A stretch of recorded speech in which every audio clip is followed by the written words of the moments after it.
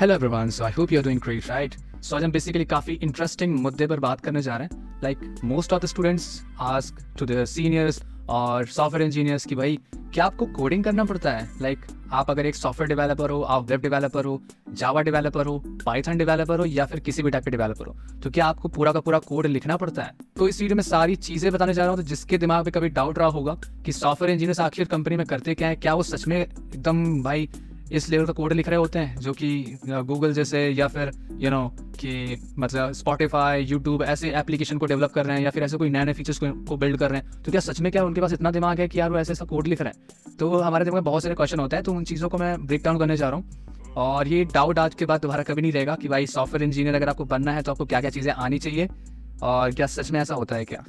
हाँ, तो ध्यान से सुनो.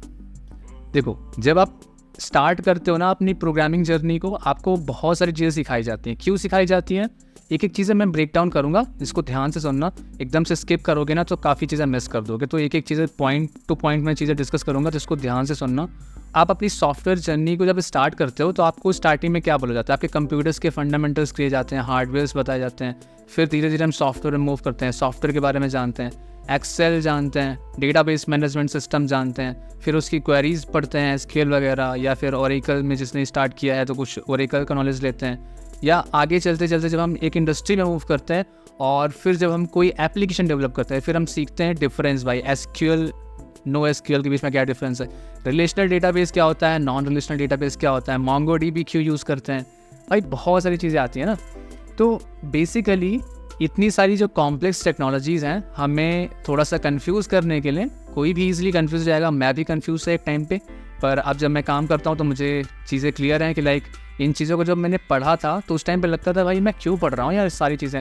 अगर सिर्फ एक लैंग्वेज मुझे सीखना है, मुझे जावा सीखना है, तो मुझे सब कुछ क्यों सीखना पड़ रहा है? मैं C++ भी पढ़ रहा हूँ, मैं C भी पढ़ रहा हूँ, मैं जावा स्क्रिप्ट पढ़ रहा हूँ, पाइथन पढ़ रहा हूँ, और न जाने क्या क्या पढ़ा मैंने. ठीक है, पर जब मुझे एक चीज़ पढ़ना है तो मुझे सब चीज़ें क्यों पढ़ना पड़ रहा है?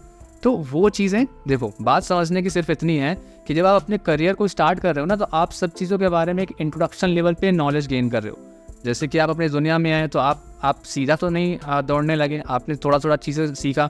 आप पहले लोगों को ऑब्जर्व करते थे कि भाई कौन कैसे बोल रहा है, क्या आपके कानों में सुनाई दे रहा है, फिर उसी के अकॉर्डिंग आप चलना सीखे, आप बोलना सीखे. वैसे ही जब सॉफ्टवेयर डेवलपर फील्ड में आते हो, आप सॉफ्टवेयर इंजीनियरिंग फील्ड में आते हो, तो उस टाइम पे जब आप इंट्रोडक्टरी लेवल पे आपने सारी चीज़ें सीख ली भाई, एक एक प्रोग्रामिंग लैंग्वेज आपने हमने सिर्फ एक लैंग्वेज नहीं सीखी, हमने बहुत सारी लैंग्वेज को एक्सप्लोर किया, हमने सबको जाना और उसका एक निष्कर्ष निकाला कि भाई ये जो लैंग्वेजेस हैं इनका एक पर्टिकुलर पे टीम चीज़ पे काम है. जैसे जावा है तो वो एंटरप्राइज लेवल के एप्लीकेशन डेवलप करने के लिए, जावा स्क्रिप्ट है उसका काम वेब डेवलपमेंट करने के लिए. ऐसे ही पाइथन है, पाइथन से बहुत सारी चीज़ें हो सकती हैं. पाइथन से आप मशीन लर्निंग कर सकते हो, डेटा साइंटिस्ट वाली फील्ड में जा सकते हो. ऐसे हर एक लैंग्वेज का एक स्पेसिफिक रोल है हमारी इंजीनियरिंग दुनिया में.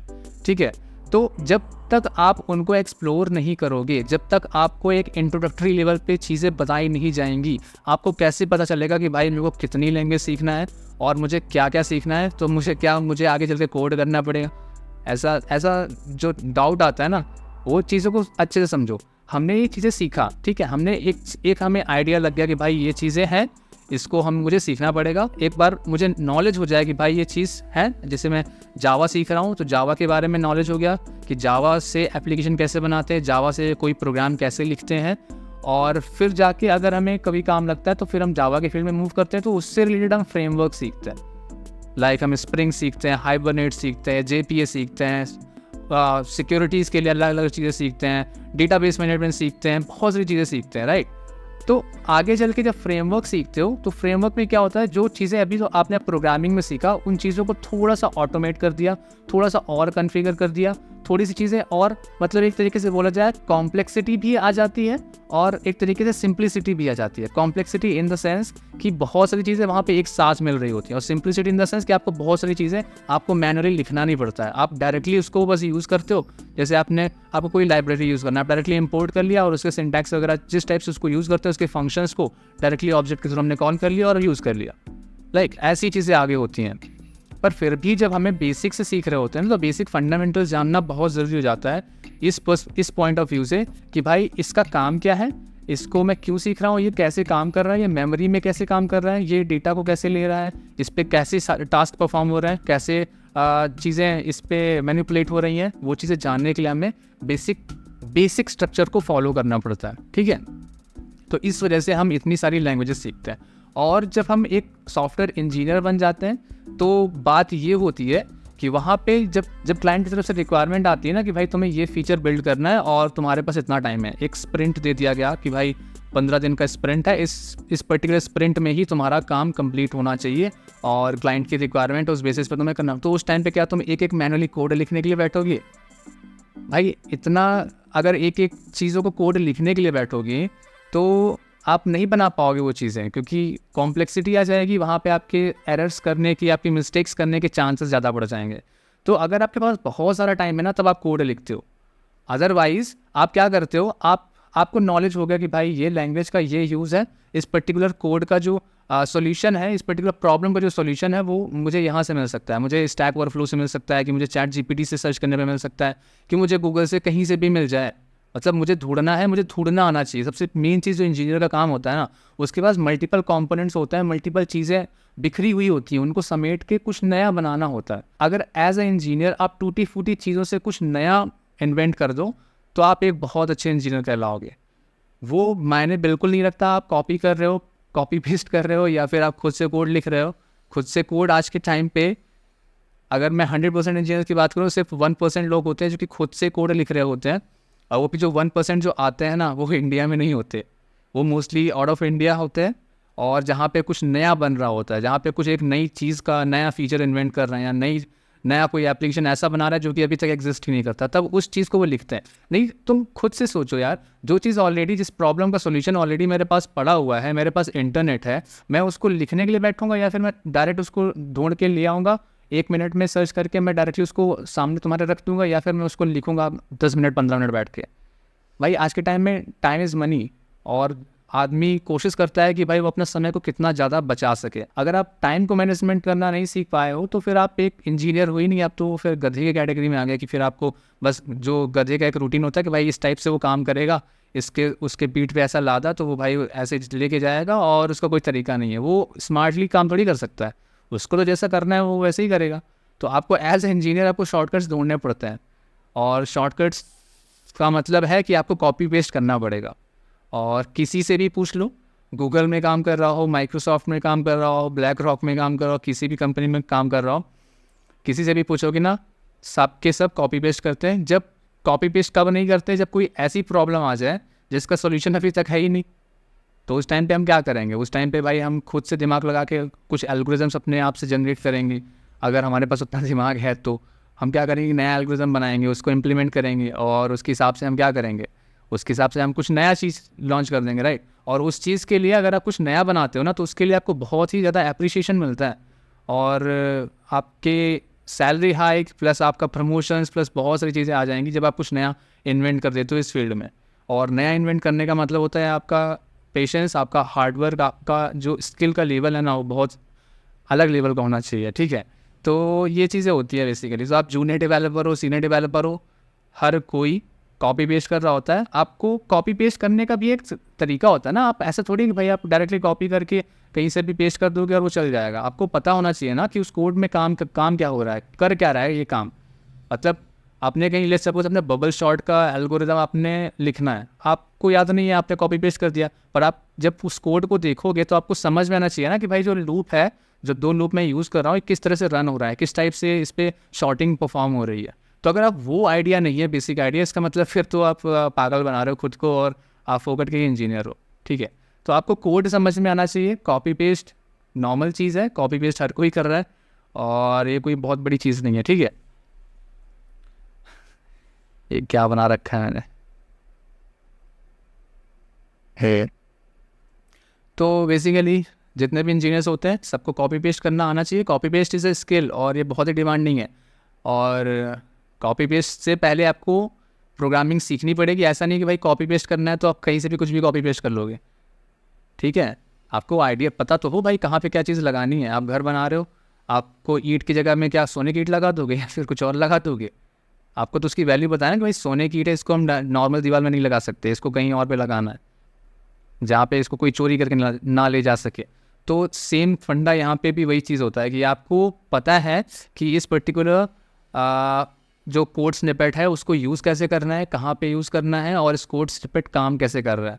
तो जब आप ये चीज़ आइडिया है, तब फिर आप एक किसी भी टाइप का कॉम्प्लेक्स से कॉम्प्लेक्स प्रॉब्लम का सोल्यूशन बहुत ही फ्रिक्वेंटली डेवलप कर सकते हो, और आप कहे जाओगे कि भाई आप एक काफ़ी अच्छे सॉफ्टवेयर डेवलपर या सॉफ्टवेयर इंजीनियर हो।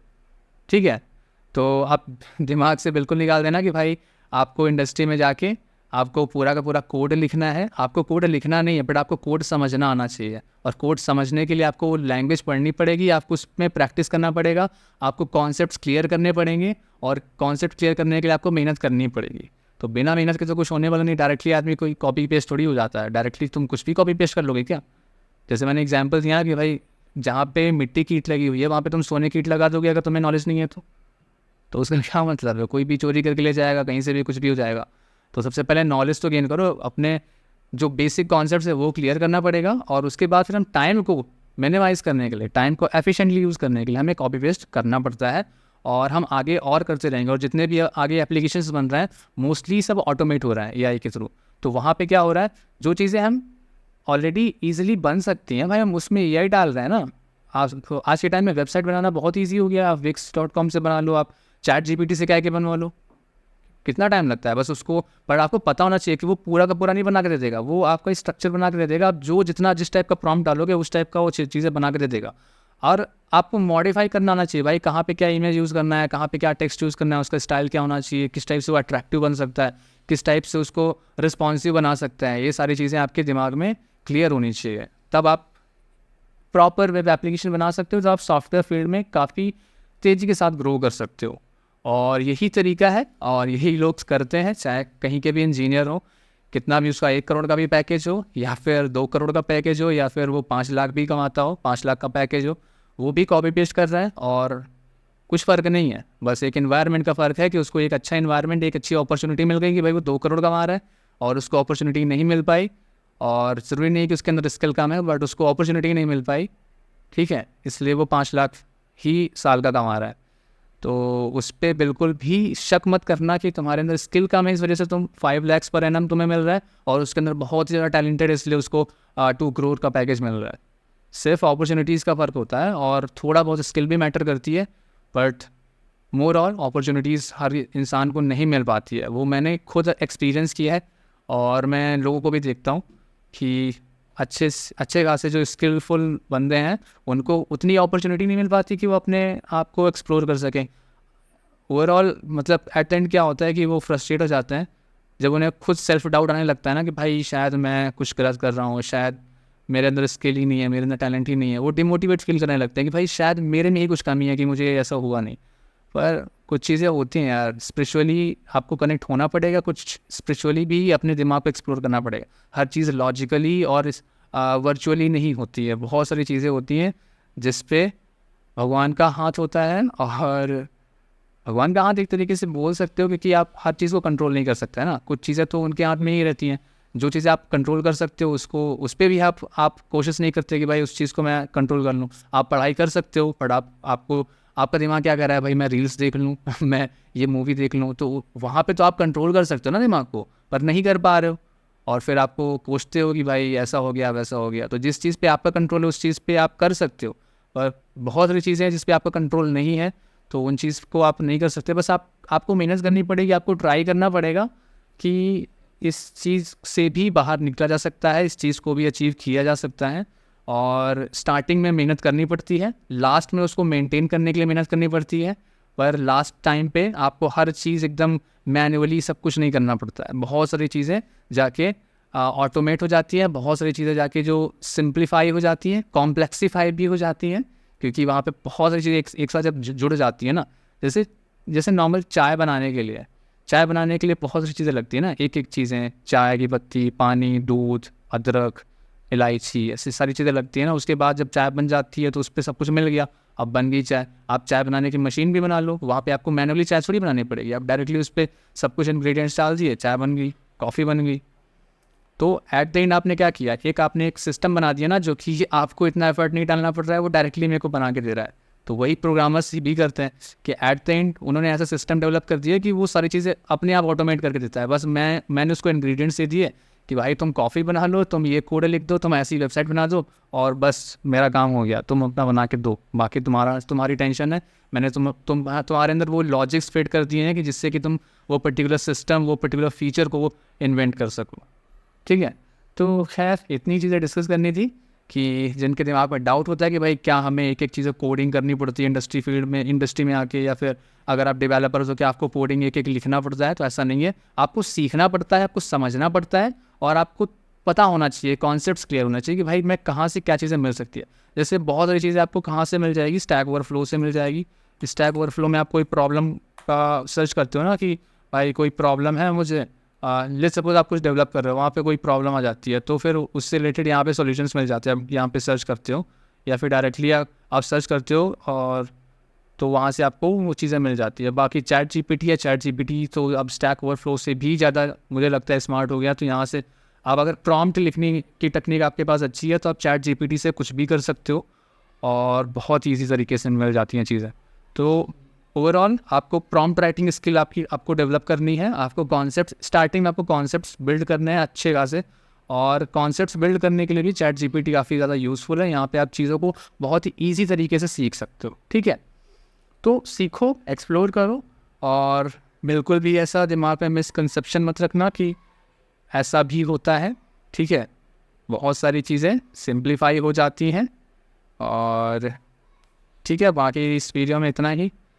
मिलता हूँ आपसे नेक्स्ट वीडियो में। हाँ, कमेंट कर देना अगर वीडियो अच्छा लगा, इन्फॉर्मेटिव लगा हो, लाइक कर देना, सब्सक्राइब कर लेना नहीं किया हो। बाकी आप क्या सजेशंस अगर आपके कुछ हो, किसी पर्टिकुलर टॉपिक पे आप वीडियो चाहते हो, अगर आपके अंदर दिमाग में कोई डाउट हो तो आप मेरे को सजेशन दे सकते हो, मैं उस पर वीडियो बना दूंगा आपके लिए, राइट। तो वो सारे डाउट्स क्लियर कर दूंगा। बाकी मिलता हूँ आपसे नेक्स्ट वीडियो में। Till then bye.